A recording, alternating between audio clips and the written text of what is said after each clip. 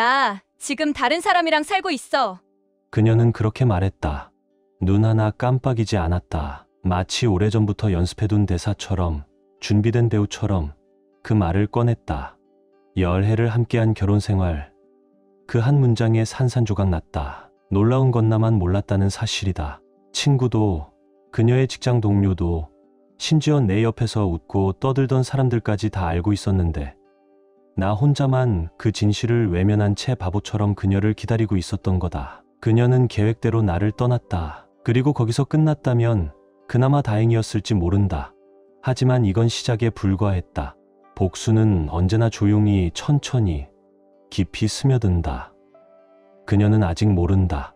내가 어떤 사람인지, 그리고 얼마나 잔혹한 대가를 치르게 될지를. 나는 창문 앞에 서서 그녀의 차가 골목길을 빠져나가는 모습을 지켜봤다.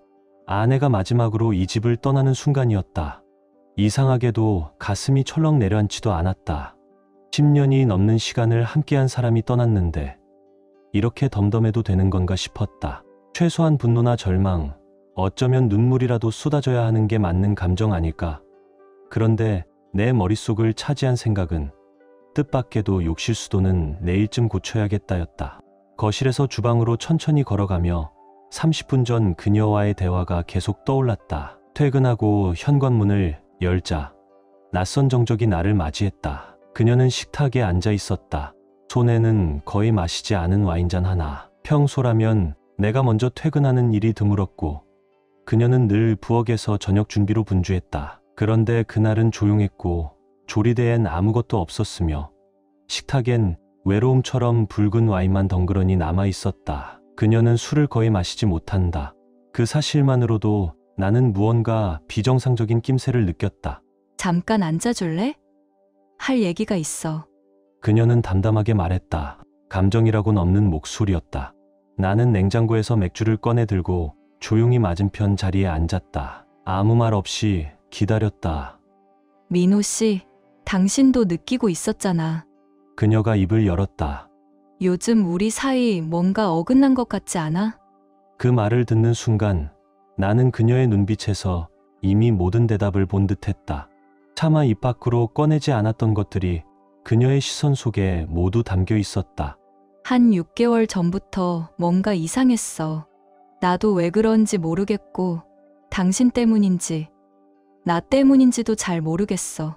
하지만 분명한 건 우리 무언가가 고장 났다는 거야. 그녀는 그렇게 말하며 손에 든 와인잔을 천천히 돌렸다. 유리잔 속 붉은 액체가 흔들릴수록 그녀의 숨도 깊어졌다. 난 잠시 떨어져서 지내야 할 것 같아, 민호 씨. 이건 이혼 이야기가 아니야. 그냥 나 자신을 좀 돌아보고 싶을 뿐이야. 나는 고개를 저었다. 그렇게까지 심각하지 않아. 결혼하면 누구나 어려운 시기는 겪어. 그런 건 마주 앉아서 해결하는 거지. 거리를 두면 더 멀어질 뿐이야. 서연은 나를 바라보다 천천히 고개를 가로저었다. 당신은 우리가 섹스를 안 하는 게 유일한 문제라고 생각하잖아. 해결책이란 게 내가 옷 벗고 당신이 원하는 대로 하게 해주는 거라고 믿고 있잖아. 근데 난 이제 당신이 만지는 것도 싫어. 이유는 몰라. 그냥 싫어. 그리고 그게 더 무서워. 그녀의 목소리는 차분했지만 그 안에는 복잡한 감정들이 뒤엉켜 있었다. 나 아직도 당신을 사랑해. 우리 결혼한 날만큼이나. 하지만 뭔가 망가졌고 나는 그게 뭔지 모르겠어. 그래서 생각할 시간이 필요해. 당신도 그 시간 동안 당신 자신을 좀 돌아봤으면 좋겠어. 나는 목소리를 높이며 물었다. 그럼 이렇게 10년을 허무하게 버릴 거야? 그녀는 조용히 고개를 저으며 대답했다. 아니야. 버리는 게 아니라 시간을 갖자는 거야. 짐은 이미 차에 실었어. 언니 집에 있을 거고 연락은 일주일에 한 번씩 할게. 그녀는 자리를 털고 일어나 단호한 목소리로 마지막 말을 던졌다. 7시까지 가기로 했어. 그 말이 끝나자마자 아무 인사도 없이 현관문을 열고 나갔다. 닫히는 문 너머로 내 결혼 생활이 조용히 무너져 내리는 소리가 들리는 것 같았다. 그 순간 나는 모든 걸 깨달았다. 작별의 입맞춤조차 없이 등을 돌리고 나간 그녀의 뒷모습. 그게 곧 우리 관계의 종착지였다. 말보다, 눈물보다 그 뒷모습 하나가 모든 걸 말해주고 있었다. 이미 끝난 거였다. 돌아올 마음이 있었던 사람이라면 적어도 인사를 하진 않았을까. 그녀가 떠난 지 며칠 지나지 않아 동네엔 우리가 별거 중이라는 소문이 퍼졌다. 이웃들도 직장 동료들도 마치 오래전부터 알고 있었던 일처럼 괜찮냐고 물었다. 누군가는 맥주 한 박스를 들고 찾아왔고 누군가는 뜬금없는 농담으로 분위기를 달래려 했다. 그들은 위로하고 있었지만 나는 그들의 침묵 속에서 무언의 공모를 느꼈다. 아무도 말해주지 않았다. 아무도 진실을 알려주지 않았다. 그게 더 깊은 상처였다. 서연은 매주 한 번씩 전화를 걸어왔다. 늘 같은 시간, 같은 목소리로 묻는다. 잘 지내? 그리고 나는 똑같이 대답했다. 응, 괜찮아. 그 다음은 내가 묻는 차례였다. 넌 어때? 괜찮아. 그리고 마지막엔 늘 같은 질문으로 대화가 끝났다. 이제 집에 돌아올 생각은 있어? 그녀는 잠시 침묵한 후 말했다. 아직은 아니야. 그렇게 6주가 흘렀다. 문득 귀에 들어오기 시작한 수군거림. 그녀에게 남자가 생겼다는 말. 처음엔 단지 뒷말이라 생각했다. 아니, 그렇게 믿고 싶었다. 그녀는 분명히 혼자만의 시간이 필요하다고 말하지 않았던가. 그 말이 진심이길 바랐다. 혼란을 정리하고 나면 돌아올 거라고. 우린 다시 예전처럼 서로를 이해할 수 있을 거라고. 하지만 들려오는 이야기들은 자꾸 달랐다. 그리고 점점 더 구체적이었다. 그래서 결국 직접 확인하기로 마음먹었다. 그녀가 어디에 있는지, 어떤 사람과 있는지, 무슨 삶을 살고 있는지 확인하고 싶었다. 그저 소문이었으면 좋겠다고, 희망이라도 가질 수 있게. 그런데 이상했다. 어느 누구도 그녀의 현재 위치를 말해주지 않았다. 심지어 가장 가까운 친구들조차 그녀가 어디에 있는지 모른다고만 반복했다. 거짓이 아니라고 단언할 수는 없지만 어딘가 모르게 불편한 침묵이었다. 사방이 막혀 있었다. 모두가 뭔가를 숨기고 있는 듯한 기분. 숨이 막혔다. 그제야 나는 알았다. 이건 단순한 소문이 아니란 걸. 그날 저녁 나는 정연과 그의 아내 미네와 함께 식사 자리를 가졌다. 아무렇지 않은 척 하려 했지만 결국 숟가락을 놓고 말이 튀어나왔다. 사설 탐정이라도 써야 하나 고민 중이야. 서연이 대체 어디서 뭘 하는지 알아야겠어. 내 말이 끝나자 정연이 조용히 미네를 바라봤고 그녀는 고개를 아주 작게 끄덕였다. 정연이 내게 말했다. 민호야, 돈 아껴. 탐정 쓸 필요 없어. 그의 눈빛은 진지했고 말투는 무겁게 가라앉아 있었다. 그 소문들 사실이야. 우리도 다 알고 있었어. 그냥 너한테 말을 못했던 거지. 순간 시간이 멈춘 것 같았다. 뭐라고? 정연은 깊은 한숨을 내쉬고 말했다. 서연이 지금 정기현이라는 남자랑 같이 살고 있어. 익숙하지 않은 이름이 날카롭게 귓가를 때렸다. 정기현. 그게 누군데?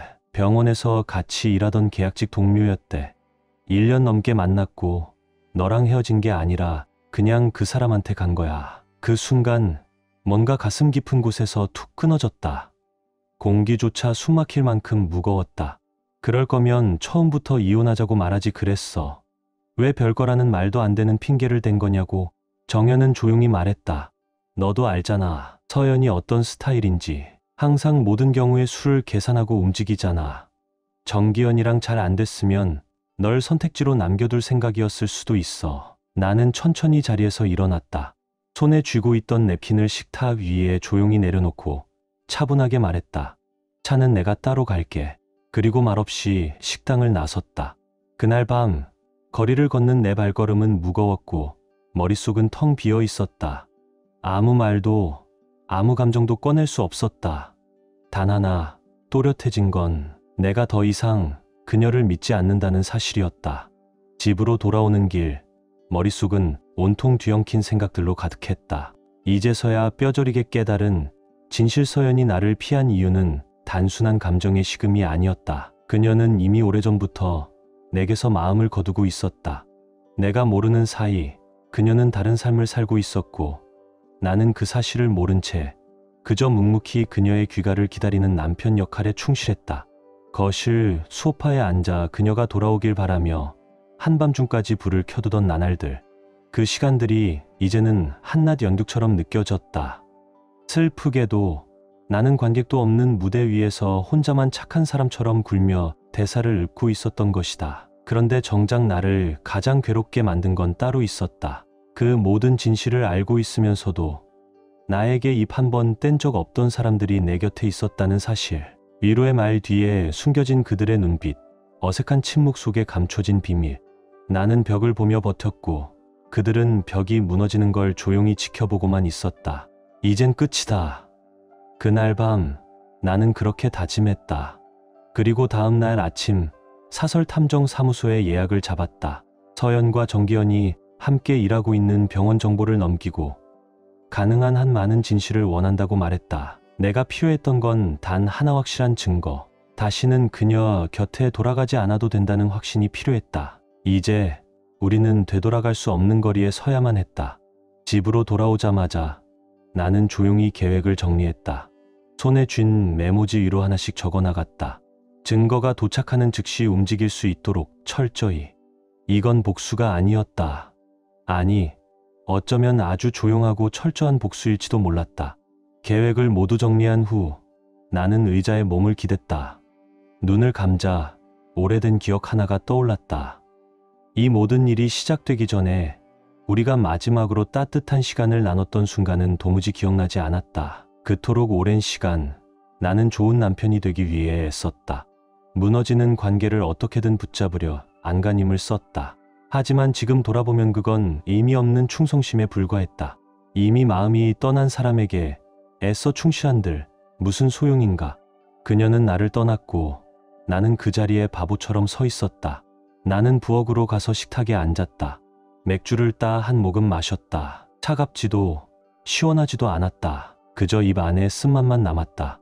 그때 문득 정연이 했던 말이 머릿속을 스쳐 지나갔다. 서연은 계획적인 사람이야. 내가 어떻게 반응할지도 다 생각하고 움직였을 거야. 그 말이 이제 와서야 온몸에 와닿았다. 그녀는 내가 무너지는 모습을 상상했을 것이다.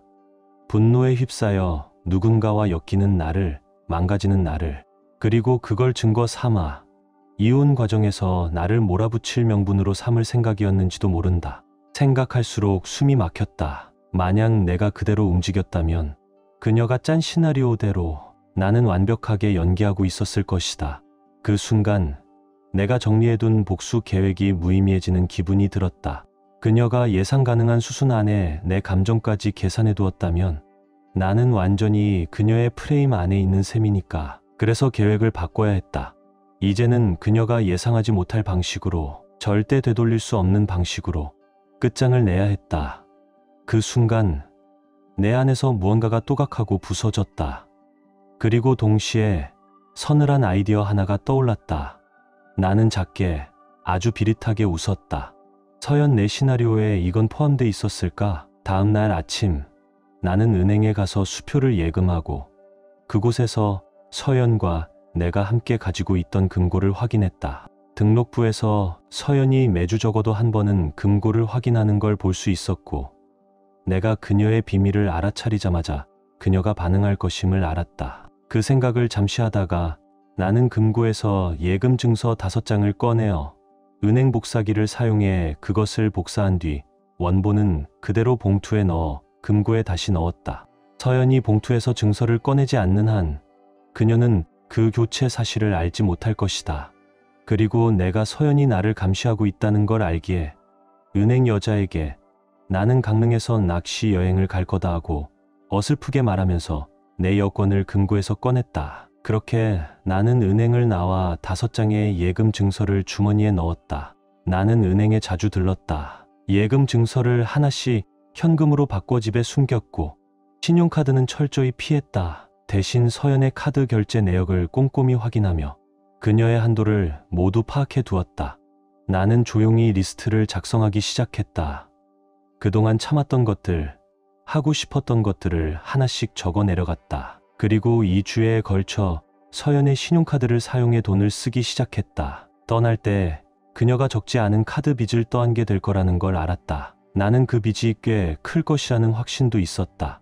필요한 가전제품을 바꾸고 노트북을 새로 장만했으며 생활에 필요한 전자기기들도 최신형으로 모두 교체했다. 그동안 참았던 것들을 이제야 조금씩 회수하는 기분이었다. 다음 날 아침, 나는 은행에 가서 수표를 예금하고 그곳에서 서연과 내가 함께 가지고 있던 금고를 확인했다. 등록부에서 서연이 매주 적어도 한 번은 금고를 확인하는 걸 볼 수 있었고, 내가 그녀의 비밀을 알아차리자마자 그녀가 반응할 것임을 알았다. 그 생각을 잠시 하다가 나는 금고에서 예금 증서 5장을 꺼내어 은행 복사기를 사용해 그것을 복사한 뒤 원본은 그대로 봉투에 넣어 금고에 다시 넣었다.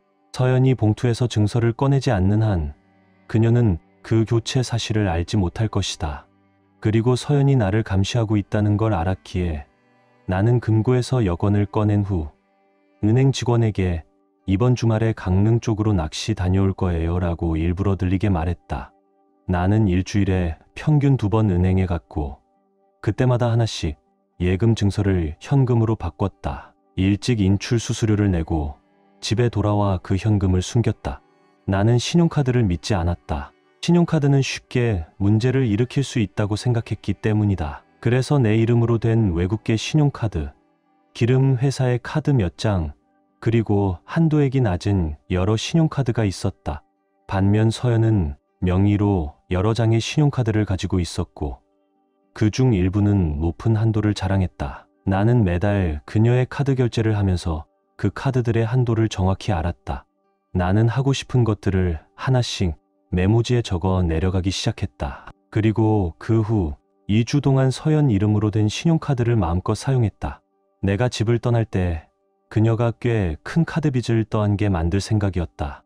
나는 컴퓨터를 새 걸로 바꾸고 최신 전자기기들도 하나둘 주문했다. 사진도 찍고 통화도 할 수 있는 스마트폰, 일상 속에서 필요한 물건들을 최대한 많이 사들였다. 마지막으로 누군가와 함께한 게 언제예요? 장다정의 질문은 불쑥 날아온 돌처럼 나를 당황하게 했다. 그제야 그녀의 복장이 눈에 들어왔다. 조금 깊게 파인 블라우스와 단정하지만 몸매를 돋보이게 하는 스커트, 높이 올라간 하이힐. 한순간 나는 고개를 돌렸다. 문득 김태영이 했던 말이 떠올랐다. 나도 100% 동의한 거야. 그 말이 지금의 상황과 어떤 관련이 있는지 느껴지기 시작했다. 작은 목소리로 1년 반 정도요. 라고 대답하자 다정은 조용히 내 곁으로 다가왔다. 그 시간을 오늘로 끝내볼까요? 민호 씨. 나는 놀란 눈으로 그녀를 바라봤고 다정은 조용히 웃었다. 그녀는 부드러운 목소리로 말했다. 당신이라면 믿을 수 있을 것 같아서요. 오늘 그냥 서로의 진심을 나눴으면 해요. 그날 밤 우리는 오랜 시간 이야기를 나누었다. 처음엔 조심스러웠지만 점차 마음의 벽이 허물어졌고 오랫동안 눌러왔던 감정들이 자연스럽게 흘러나왔다. 그녀는 조용히 나를 바라보며 말했다. 민호 씨, 오늘 정말 고마워요. 그리고 내일도 괜찮을까요? 그 말을 듣는 순간 마음이 조금 흔들렸다. 나는 고개를 끄덕였고 그렇게 우리는 서로의 존재를 조금 더 받아들이기 시작했다. 집으로 돌아오는 길은 유난히 길게 느껴졌다. 마음 한편엔 설렘이 있었지만 또 다른 한편엔 걱정도 함께했다. 만약 서연이 아직도 나를 주시하고 있다면 내가 다정과 태영을 자주 만나는 걸 어떻게 받아들일까? 다음 날 아침 나는 다정에게 전화를 걸어 조심스레 우려를 전했다. 그녀는 웃으며 말했다. 괜찮아요. 태영 씨 어제 하루 종일 지하 작업실에 있었어요. 저희는 당신을 믿어요. 하지만 그 말을 듣자 또 다른 고민이 밀려왔다. 태영이 집에 있었다는 걸 알고 있으면서도 내가 계속 이렇게 지내도 되는 걸까? 마음이 복잡했다. 그날 저녁 태영에게서 연락이 왔다. 퇴근 후에 맥주 한잔 어때? 솔직히 어색했다. 그는 20년 넘게 알고 지낸 친구였고 지금은 내 마음을 흔들고 있는 여인의 남편이기도 했다. 하지만 태영은 내 마음을 읽은 듯 먼저 입을 열었다. 민호야, 나도 어색해. 하지만 우리끼리는 솔직해도 되잖아. 사실 다정이가 너한텐 다 말하지 않은 게 있어. 그는 조용히 말했다. 1년 전부터 부부로서의 관계가 어려워졌고 그건 몸의 문제였다고. 다정은 그런 상황 속에서도 나를 불편하게 만들지 않기 위해 모든 걸 감췄다고 했다. 그 말을 듣고 나니 다정이 왜 그렇게 조심스럽고 섬세하게 행동했는지 이해가 되었다. 그녀는 태영을 존중했고 나를 신뢰했고 우리 셋 사이의 균형을 무너지지 않게 지키고자 했던 것이다. 태영은 덧붙였다. 다정이는 늘 나보다 널 더 걱정해. 그런 면이 고마우면서도 가끔은 미안하지. 그리고 솔직히 서연은 언제나 자기 자신만 생각했던 것 같아. 태영은 조용히 맥주를 내려놓고 말을 이었다. 어제 느꼈을지 모르겠지만 다정이는 굉장히 매력적인 여자야. 내가 제대로 반응하지 못하는 시간이 길어지면서 그녀도 한계에 다다른 거야. 처음엔 어떻게든 버텨보려 했지만 결국은 그는 말을 멈추고 고개를 끄덕였다. 나도 알아. 그녀가 언젠가는 외면에서 해답을 찾을 거라는 걸. 그래서 우리가 내린 결론은 적어도 솔직하게 숨기지 않고 신뢰할 수 있는 사람과 함께하는 거였어. 민호는 잠시 아무 말도 하지 못했다. 태영은 다시 입을 열었다. 사랑해, 민호야. 난 다정이 없으면 살 수 없어. 그러니까 그녀가 몰래 다른 남자랑 관계를 맺는 건 견딜 수 없어. 이해는 하겠지만 받아들일 수는 없을 거야. 우리는 결국 내 이름을 리스트 맨 위에 적었어. 가장 신뢰할 수 있고 다정이도 마음이 놓이는 사람. 그런데 한 가지가 문제였지. 내가 혹시라도 서연이와 다시 시작하게 되면. 그는 고개를 저으며 말을 이었다. 서연이는 결국 돌아올 거야. 다들 백성훈이 어떤 사람인지 잘 아니까 그녀도 곧 알게 될 거고, 문제는 내가 너무 착해서 그걸 눈치 못 챌 거라고 생각했다는 거야. 민호는 웃음을 터뜨릴 수밖에 없었다.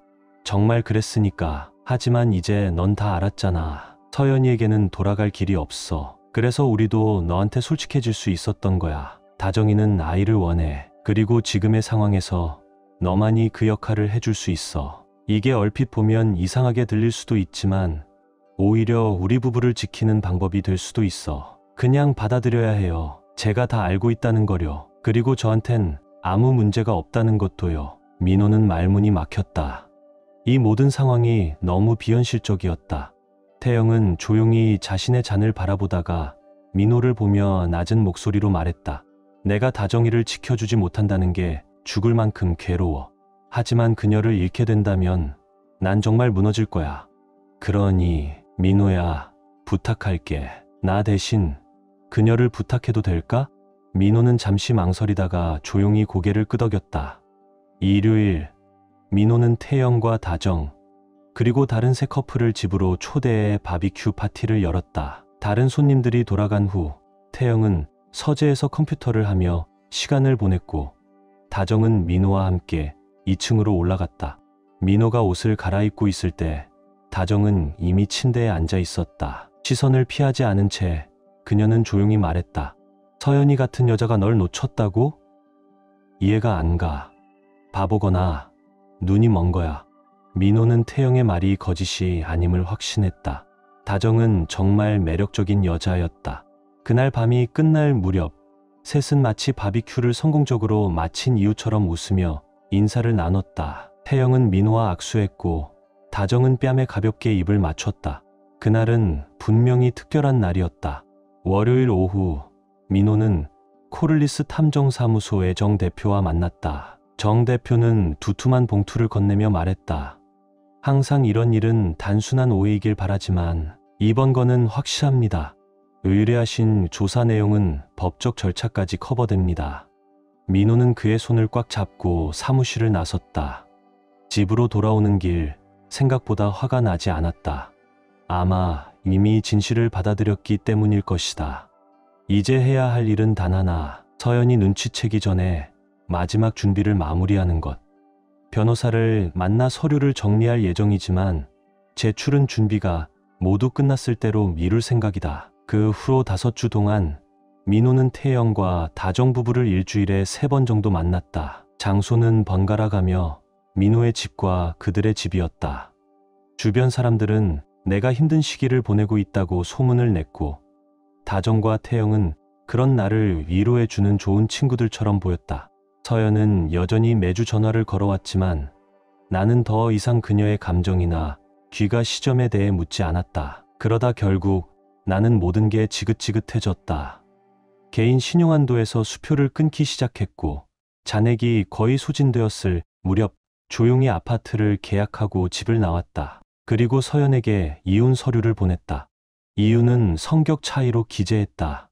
백성훈과의 불륜 사실을 내가 이미 알고 있다는 걸 서연이 눈치채지 못하도록 하기 위해서였다. 그녀는 아마도 내가 아직 미련을 갖고 있고 이 이혼이 정신 좀 차리게 하려는 시도라고 생각할 것이다.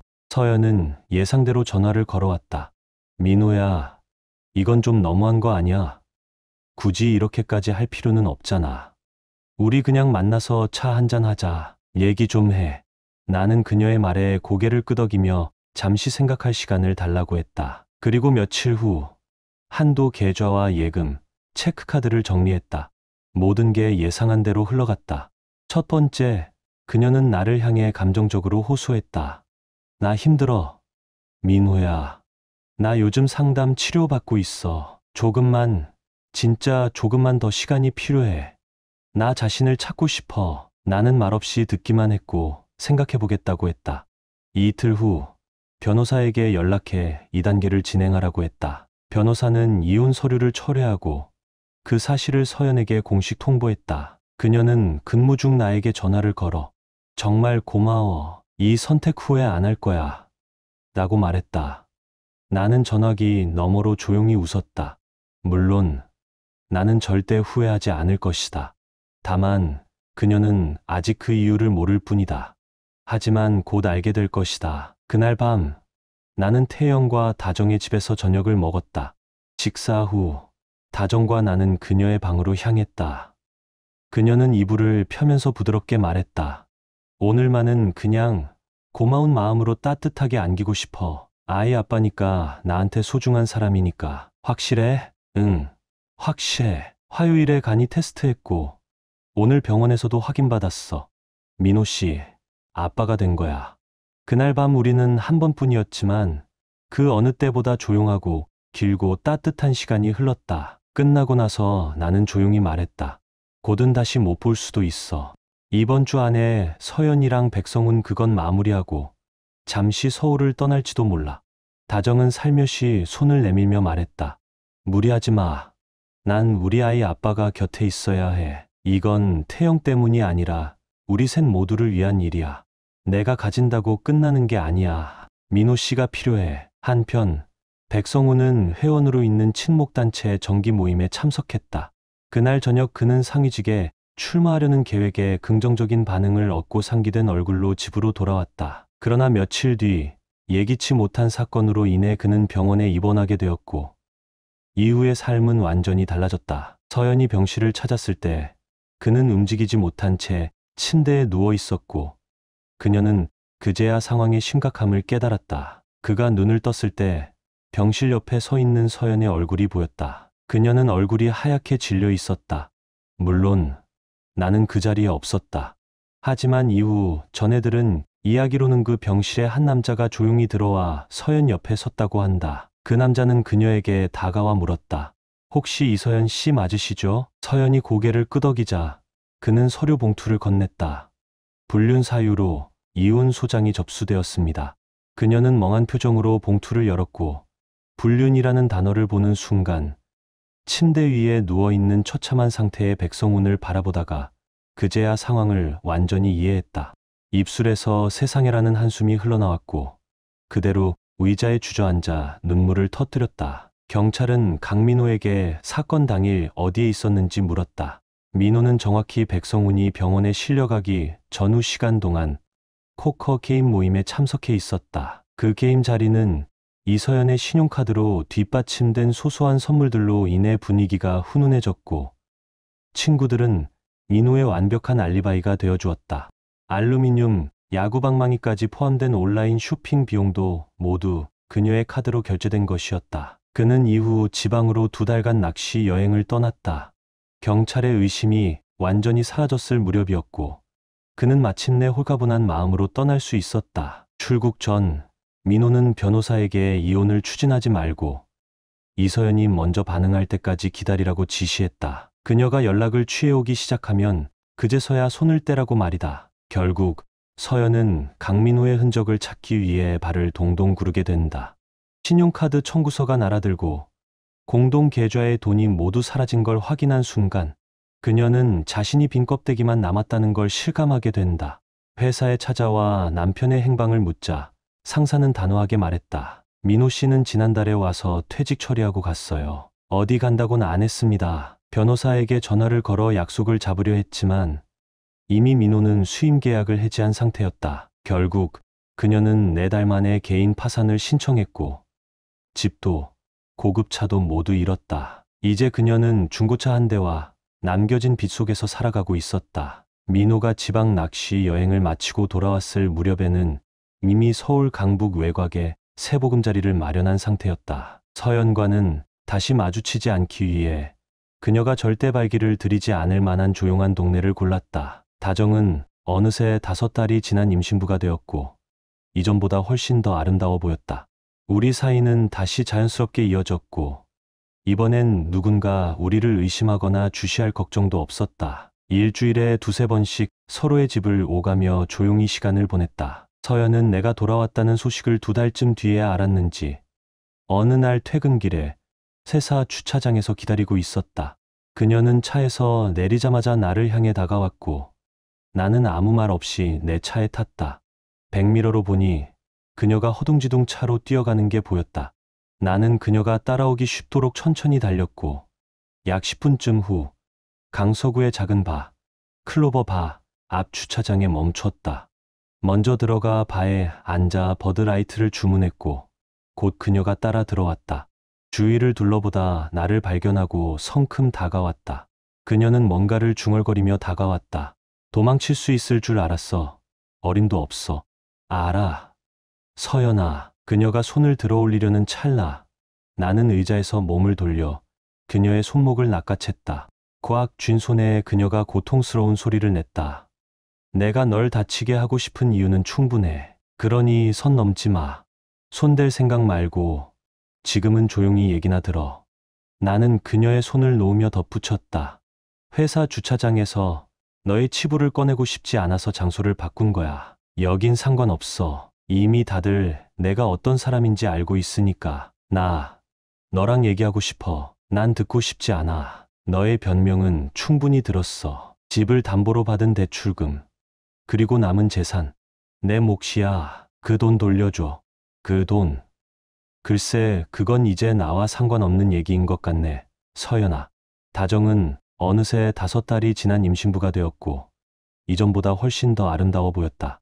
우리 사이는 다시 자연스럽게 이어졌고 이번엔 누군가 우리를 의심하거나 주시할 걱정도 없었다. 일주일에 2~3번씩 서로의 집을 오가며 조용히 시간을 보냈다. 서연은 내가 돌아왔다는 소식을 2달쯤 뒤에 알았는지 어느 날 퇴근길에 회사 주차장에서 기다리고 있었다. 그녀는 차에서 내리자마자 나를 향해 다가왔고 나는 아무 말 없이 내 차에 탔다. 백미러로 보니 그녀가 허둥지둥 차로 뛰어가는 게 보였다. 나는 그녀가 따라오기 쉽도록 천천히 달렸고 약 10분쯤 후 강서구의 작은 바, 클로버 바 앞 주차장에 멈췄다. 먼저 들어가 바 구석자리에 앉아 버드라이트를 주문했다. 차가운 병을 손에 쥔 채 나는 천천히 숨을 내쉬며 문 쪽을 바라봤다. 얼마 지나지 않아 서연이 문을 열고 들어왔다. 주위를 두리번거리던 그녀의 눈이 나를 포착하자 발걸음이 확연히 바빠졌다. 어깨를 세운 채 성큼성큼 다가오며 그녀는 입술을 앙다물고 무언가를 중얼거렸다. 그녀의 눈빛은 분노와 불안, 그 사이 어디쯤에 있었다. 도망칠 수 있을 줄 알았어. 어림도 없어. 나는 눈을 들었다. 그녀를 바라보며 짧게 말했다. 알아. 서연아. 잠시 침묵이 흐르고 그녀가 손을 들려는 순간 나는 조용히 그 손을 내려다보았다. 그리고 고개를 젓든 몸을 살짝 틀며 말했다. 그만해. 감정적으로 나오지 마. 지금은 얘기만 하자. 서연은 움찔하며 손을 내렸다. 얼굴에 당황과 억눌린 분노가 섞여 있었다. 나는 시선을 피하지 않고 조용히 말을 이었다. 회사 주차장에서 너의 치부를 꺼내고 싶지 않아서 장소를 바꾼 거야. 여긴 상관없어. 이미 다들 내가 어떤 사람인지 알고 있으니까. 서연은 한숨을 내쉬며 의자에 털썩 앉았다. 손끝이 테이블 가장자리를 부여잡았다. 그녀의 입술이 떨렸다. 나 너랑 얘기하고 싶어. 나는 잔을 들었다가 다시 내려놓으며 고개를 저었다. 난 듣고 싶지 않아. 너의 변명은 충분히 들었어. 서연은 잠시 눈을 감았다가 다시 나를 똑바로 바라봤다. 집을 담보로 받은 대출금, 그리고 남은 재산. 내 몫이야. 그 돈 돌려줘. 나는 웃지 않고 대답했다. 그 돈. 글쎄, 그건 이제 나와 상관없는 얘기인 것 같네. 서연아.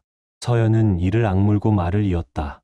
내 입장은 명확해. 내가 나한테 저지른 일에 대한 보상이지. 나는 고개를 기울이며 천천히 물었다. 소송할 때 변호사들이 뭐라고 하더라? 정신적 고통, 결혼 생활 상실에 대한 손해배상? 내가 받은 만큼이면 그 고통과 수치는 대충 갚은 셈이야. 그녀의 얼굴이 붉게 상기되었다. 목소리가 높아졌다. 1년 반 동안 아무것도 없이 참았고 내가 딴 놈한테 가 있다는 사실에 내가 아는 사람들한테 바보 취급당했어.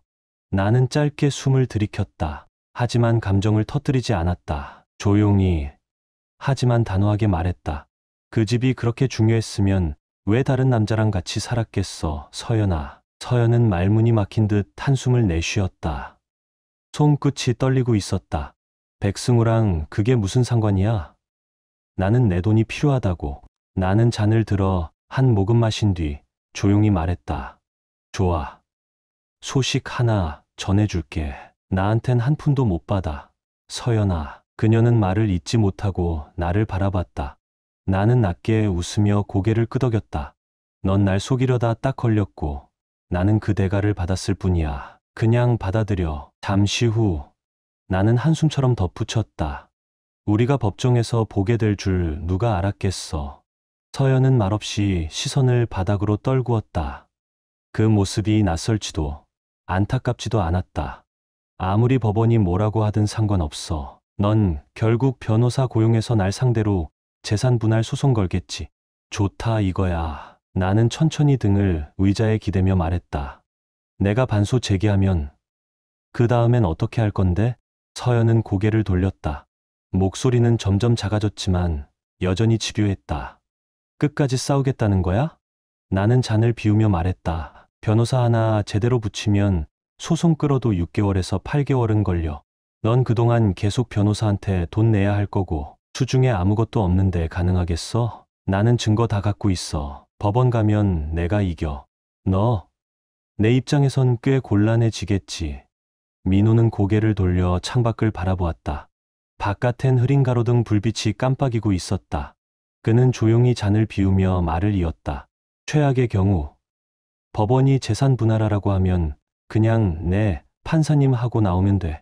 그게 끝이 아니라는 거 너도 알잖아. 서연은 입술을 깨물었다. 민호는 시선을 그녀에게 돌리며 담담하게 이어갔다. 그럼 너랑 내 변호사는 돈이 언제 들어오나 하면서 또 기다리겠지. 나는 연락받지 않아. 전화 안 받아. 결국 내 변호사는 또 법원 가서 지금 명령 받아와야겠지. 그녀의 손끝이 테이블 위에서 불안하게 떨리기 시작했다. 하지만 민호는 단호하게 말을 이어갔다. 그 다음엔 또 기다리고 또 기다리고 데드라인 지나도 난 입금 안 해. 그럼 어떻게 될까? 서연은 말을 잇지 못한 채 고개를 숙였다. 민호는 의자에 등을 기댄 채 조용히 말했다. 그럼 너희는 다시 고소장 들고 법원에 가서 강제 집행 명령을 받아오겠지. 근데 나는 예금도 없고 월급 통장도 없지. 그는 손가락으로 테이블을 천천히 두드리며 말을 이었다. 차, 리스 차량이야. 내가 손댈 수 없어. 집, 전세야. 가구도 내가 산 거 아니고 원래 있던 거. 건질 게 없어. 그녀는 한숨을 내쉬었다. 민호는 조용히 고개를 끄덕이며 마무리했다. 결국 할 수 있는 건 내 월급 압류하는 것뿐이지. 근데 그 순간 나는 직장을 잃게 될 거야. 법적으로는 아무 문제 없어. 나도 준비 다 했거든. 서연은 차마 눈을 들지 못했다. 민호는 마지막으로 그녀를 바라보며 낮게 말했다. 그래서 묻는다. 이제 뭐가 남았지? 그녀는 입을 열었지만 아무 말도 하지 못했다. 그 침묵을 민호는 받아들이듯 고개를 끄덕였다. 넌 몇 년은 변호사 비용 내며 싸우겠지. 겨우 몇 달치 월급 때문에 말이야. 결국엔 법정모욕죄로 나를 감옥에 보내달라고 할지도 모르지. 그는 잔을 들어 마지막 한 모금을 마셨다. 그리고 조용히 말을 이었다. 그래, 그렇게 되면 나는 강릉 같은 어촌에 내려가서 남은 돈으로 조용히 살 거야. 근데 내 덕분에 난 준비가 돼 있어. 서연은 더 이상 말이 없었다. 넌 날 배신했고 난 그 대가를 받아낸 거야. 그걸로 된 거지 뭐. 민호는 시선을 떨구며 잠시 침묵했다. 그리고 다시 고개를 들었다. 백성은 그 인간 지금 어떤 상태인지 알잖아. 서연의 눈동자가 흔들렸다. 민호는 낮은 목소리로 말했다. 이제 그 사람은 선택조차 할 수 없는 상황이야. 그리고 넌 그래도 아직 자유롭지 않나? 서연은 더는 견디지 못하고 고개를 돌렸다. 그 순간 민호의 눈엔 오랜 슬픔과 단념이 스쳤다. 사실 너희 둘한테 무슨 일이 있었는지 다 알고 있어. 근데 서연아 알고 있는 것과 그걸 증명할 수 있는 건 전혀 다른 얘기야. 잠시 침묵이 흐른 뒤 민호가 쓴웃음을 지으며 말했다. 참, 너 소설 쓴다더니 요즘도 잘 써지고 있냐? 서연은 대답하지 않았다. 민호는 혼잣말하듯 이었다. 병원 사람들 말로는 백성훈 얼굴 그날 이후로 못 봤다던데. 뭐하러 보겠어. 이제 가진 게 없는데. 그는 숨을 내쉬며 덧붙였다. 능력도 있었고 매력도 있었지. 하지만 결국은 지겨워졌겠지. 그렇게 될 줄 몰랐던 건 아니잖아. 서연은 마침내 고개를 들었다. 목소리가 떨렸다. 그랬구나. 내가 그렇게 말해줬으면 이렇게까지는 안 왔을 텐데. 그래, 나도 망쳐버렸지. 이건 아마 무덤까지 안고 가야 할 후회일 거야. 우리가 좀 더 솔직하게 대화했더라면 얼마나 좋았을까. 민호는 미소도 아닌 표정으로 그녀를 바라보다가 말했다. 넌 진짜 재수없는 인간이야. 그리고 한 박자 늦게 덧붙였다. 그리고 넌 껍데기뿐인 위선자야. 서연아. 잔을 비우고 자리에서 일어난 민호는 조용히 말했다. 잘 살아. 그리고는 아무 미련도 남기지 않은 듯 발을 나섰다. 그녀는 서울에서 일자리를 구하지 못했고 결국 먼 친척이 있는 제주도로 내려갔다. 그리고 그 후로 그녀의 언니를 포함해 그 누구도 서연에게서 소식을 들은 사람은 없었다. 그 이후의 이야기는 슬프지만 동시에 아름다운 시작이기도 했다. 다정은 건강한 딸아이를 출산했고 태영은 딸을 무척 사랑하며 극진히 아꼈다. 삼촌 민호는 거의 매주 찾아와 작은 다운화 바닥을 기어다니며 노는 시간들을 보냈다. 태영은 다정과 민호에게 끝까지 진실을 말하지 않았다. 그는 왜 성기능 장애가 왔는지 알고 있었지만 끝내 다정에게도 숨겼다. 태영은 꽤 오래전부터 암을 앓고 있었고 발견했을 때는 이미 전이가 진행된 상태였다. 장례식이 끝난 뒤 다정은 나에게 작은 봉투 하나를 건넸다. 봉투 앞면에는 단정한 글씨로 쓰여 있었다. 민호에게만. 나는 다정을 바라보았고 그녀는 어깨를 으쓱이며 말했다. 나도 몰라. 오직 당신한테 전하라고 했어. 나는 조심스레 봉투를 열었다. 편지엔 이렇게 적혀 있었다. 야, 친구야. 이 편지를 읽고 있다면 나는 이제 떠난 거겠지. 그 애 아빠로 당신을 선택한 건 다정이 아니라 나야. 나는 내가 오래 못 버틸 거라는 걸 알고 있었어. 그래서 믿을 수 있는 사람, 내 아내와 아이를 진심으로 지켜줄 사람에게 맡기고 싶었어. 난 당신이라면 충분하다고 믿었어. 나 대신 잘 부탁한다. 형제, 내 사랑하는 여자와 딸 잘 지켜줘.